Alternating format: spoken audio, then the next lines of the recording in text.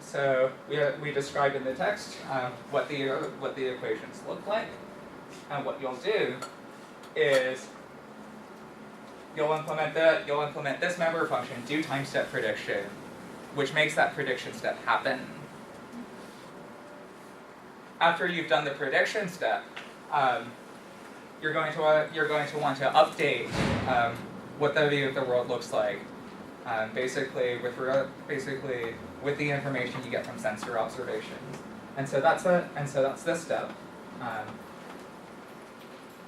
and this is going to proceed in two parts, because at any given time we only see a subset of the landmarks around us. That may include landmarks that we have not seen before. So we have to do two things with any given sensor reading. Number one, we have to determine whether or not it corresponds to some landmark that we know already. And what we're going to have you do is basically figure out among the landmarks we know about which one has the minimal which one has the I'll phrase it this way. Which landmark this reading is most likely to correlate to. Equivalently, we'll use a notion called Mahalanobis distance, which is sort of a generalization of how many standard deviations away you are from a particular mean, given the covariance matrix. Okay, so what if this sensor reading is too far away from any of the landmarks that you already know about? Well, then you create a new one, right? So we've sort of split out this step into two parts. This member function, do landmark correction from observation.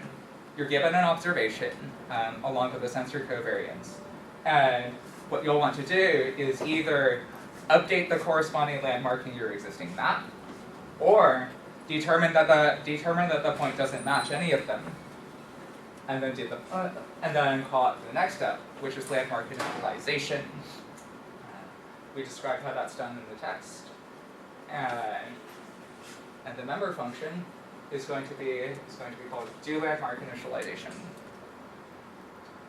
Finally, after you've put together all of those pieces, you'll put it all together in a sort of per time step loop, which we call do step, and this is going to call the three member functions that you have by now constructed, along with functions that we've already provided to you, describing number one, the dynamics of the system, the dynamics of the sensors, and also crucially,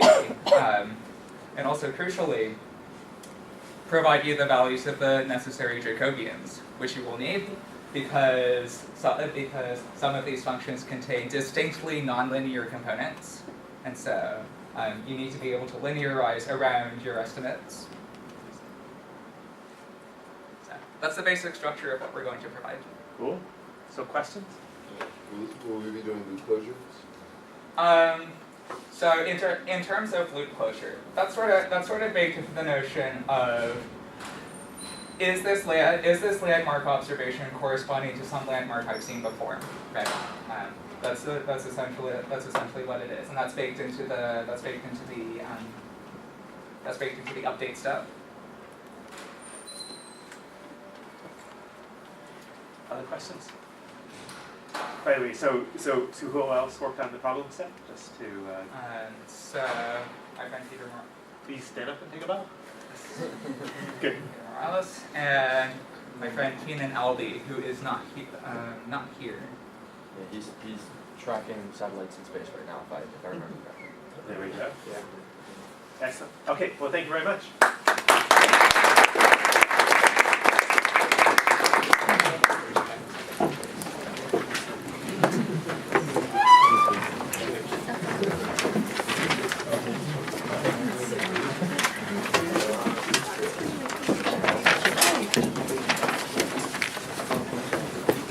Can I get a blank one?